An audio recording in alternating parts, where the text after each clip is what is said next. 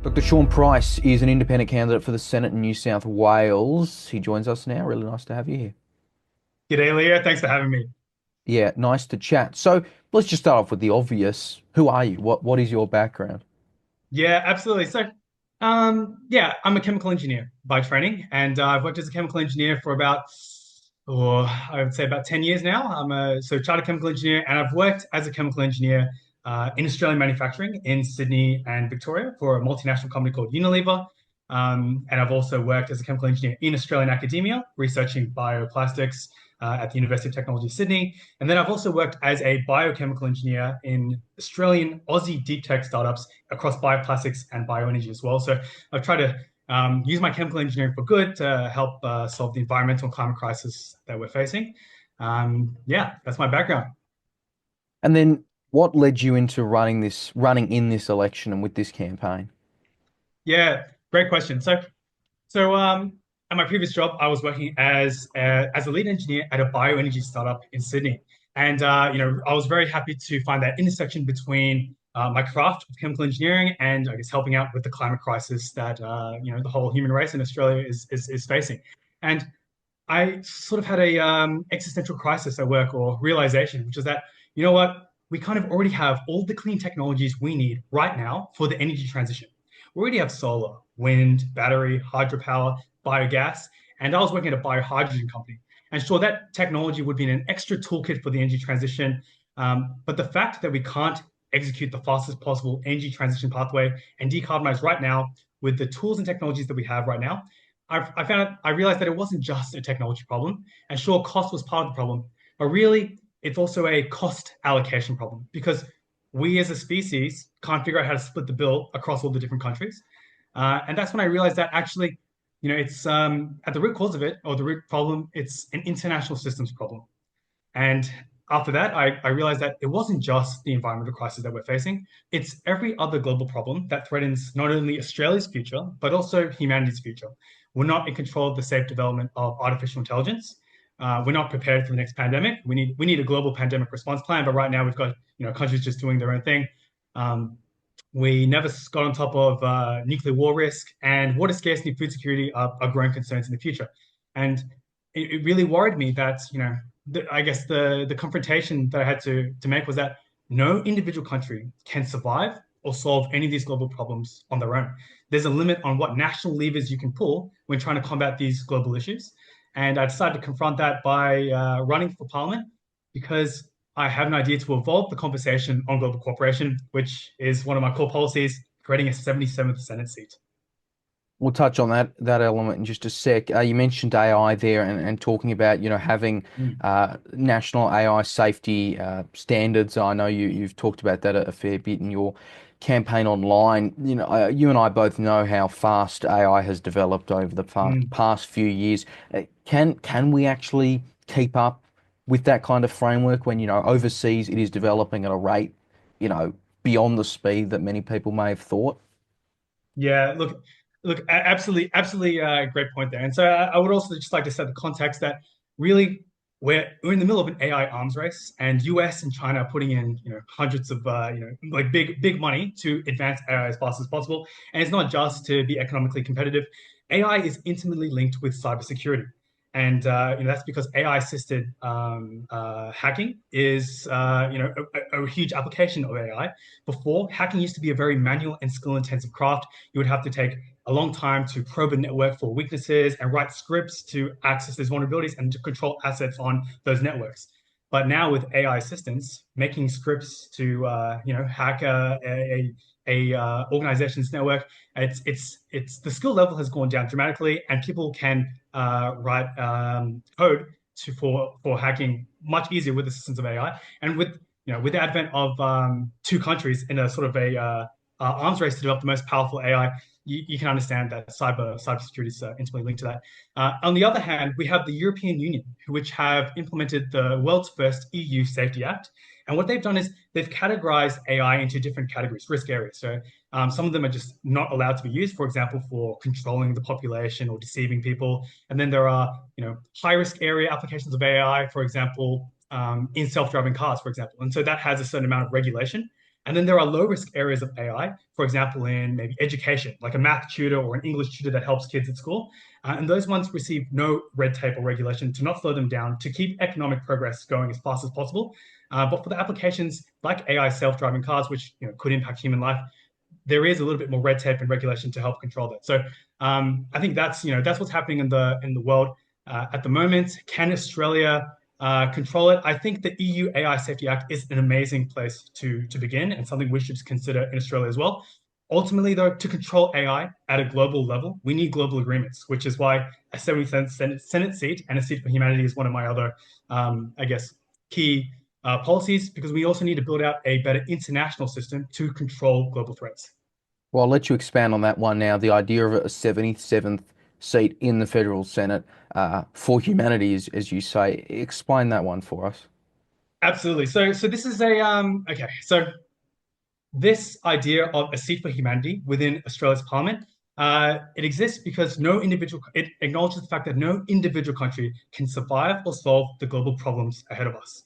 And so this idea isn't going to solve global cooperation in one go, but it is aiming to evolve the conversation on global cooperation. And so imagine a new seat within Australia's parliament, which doesn't represent just the interests of different Australians. That's what all the other 151 seats in lower house and 76 Senate seats do already in our parliament. This new seat would formally represent the interests of humans beyond our borders and the entire planet as well. And so that means that when our parliament sits to discuss a national response to a global issue, like what data we share and how we work with other countries during the next pandemic, or our AI safety regulation, or our climate and environmental goals, there'll be that voice there that represents the interests of humans beyond our borders. And you might be thinking, what can one seat within Australia's parliament do by itself? The answer is not much. But the goal is to set the symbolic precedence for other countries around the world to do the same. And my dream would be that we start with Australia, but one day we have seats within US, France, Germany, and other parliaments around the world that are fighting for optimizing for the best of humanity. And that's the only way we're going to create the political will inside our existing international machinery to actually get together and achieve global coordination as a species, because it's the only way that we're going to be able to solve global problems. So that's my a seat for humanity idea or policy in a nutshell. Well, you've said yourself that this would be symbolic. In a global scale, it couldn't do much. You and I both know we need a referendum for this. Would it really be worth going and doing a referendum and all of that, the time and the money and the effort that that would take just for something that you concede couldn't actually do much and would be symbolic? So it wouldn't be able to do much by itself. And so the pathway between this first seat and achieving true global coordination would be we start off in Australia, because as an Australian, that's where I can begin. And the goal would be that, imagine Australia does create this world first Senate seat representing the interests of humans beyond our borders, because the decisions we make inside our parliament affect humans across the world, and the decisions made in other countries' parliaments and national decision making affects Australians as well. So again, the goal would be that after that, we would then begin lobbying other countries around the world to be creating their seats for humanity within their parliaments as well. And it's when you have all these seats within other countries around the world optimizing for the global system, that's when we can get some real change and create the political will for better international cooperation. As for, is it worth it in Australia? So my action plan here is that after this election, I'll be opening up this idea for consultation to all of Australia. And I'm beginning a long conversation with Australians. And what I want to do is I'm going to be inviting all Australians on social media. I'm going to be going out and talking to community groups, academics, and industry groups as well, and get their stance and take all this feedback to design the details of what the Senate would actually do. For example, there are some questions to be answered. How much of a say should the senator have on purely domestic issues, for example, and things like that. And so what I want to do is take all that consultation and have that conversation with Australians and all of Australia. It might take, a year or so or more.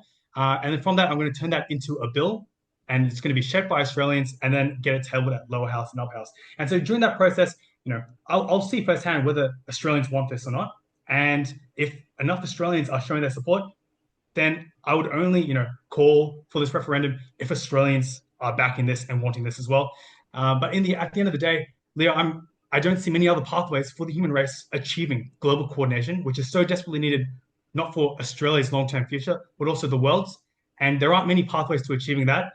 And I agree, this is definitely a hard path to walk, but there just aren't many pathways to get to that capability as a species.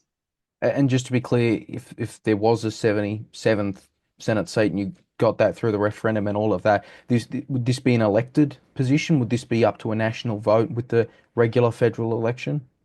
Absolutely. And so those are some of the questions that I want to answer during the consultation process. If it is elected like all the other Senate positions, which I'm leaning towards as well, because it doesn't, I would feel strange about having a senator not elected inside Parliament. But how would you control so that it isn't just taken up by the Liberals or Greens, etc.? Would it have to be held by an independent or someone not going for one of Australia's other seats? Is a potential mechanism. The other potential pathway, as you mentioned, is that it could be appointed, similar to how the high courts are appointed for Australia. So that's another mechanism as well. And these are the answers that I want to answer with feedback from all of Australians, from experts in academia and law, and everyday Australians such as yourself. What they think about this, what they think is fair as well. I appreciate that you've said there that there would have to be that consultation, but I mean, you mentioned, restricting it to independents. I mean, surely not. I mean, would you really Mm, want to restrict it out from parties that are already involved in the political process? I mean, if it's an election, it's a national election. You mm, can't really shut out organizations just because they're partisan. And in saying that, an independent can be partisan, right? Even if they're not aligned to a mm. party, they can be ideologically one way or another. They can quit the Liberal Party and say, I'm an independent, put me as the seat for humanity. Do you see the kind of flaws there? Yeah, look, I definitely see. Yeah, look, that's a really great point that you're making. And I think there are, current similar flaws in, our existing political system as well. Anyone can just leave a party and start their own party, or pretend to be part of another party, but still support other parties from within as well. These are the kind of mechanisms that I'm going to be solving and designing this seat so that we, can actually make this seat have some real, I guess, teeth into it and the ability to shape Australia's responses to global issues. One more on this one. We talk about referendum. I'm obviously reminded of the voice to Parliament, which, Hmm. strictly speaking, part of it, could have been set up anyways as an advisory body. Would it not be again easier to just try to set up some kind of parliamentary advisory body, something that does not need all the hassle of a constitutional referendum? Yeah, and yeah, definitely see your point there, Leah. Obviously, there are I guess what there are faster and easier ways to sort of get that mechanism of weighing in global interests inside our national decision making. But the only way that this seat will create that movement within the international system is if it is a bit more symbolic than that. And that's why, creating a new seat within our parliament is the only way to send that bigger signal and message to the rest of the world. Because really, no country, including Australia, can solve these global problems on our own. And this is the beginning of an international movement. Just finally on your campaign, look, you're running as an ungrouped independent here. No one wins as an ungrouped independent. You're trying really just to kind of have this campaign to build up your profile, to talk about the issues that we've discussed, or do you seriously have belief that you can win? So I definitely knew that I was a huge underdog in this election. I'm going in and running this campaign off basically all my own savings. I've received probably under $1,000 of donations, and I've got a very small team behind me. So I was very late to the game, is what I'm going to say. But I'm very early for the 2028 election. So yeah. Always looking ahead then. Really appreciate your time. Dr. Shawn Price, thank you very much. Best of luck. Thanks, Leo. Have a great day. Thank you.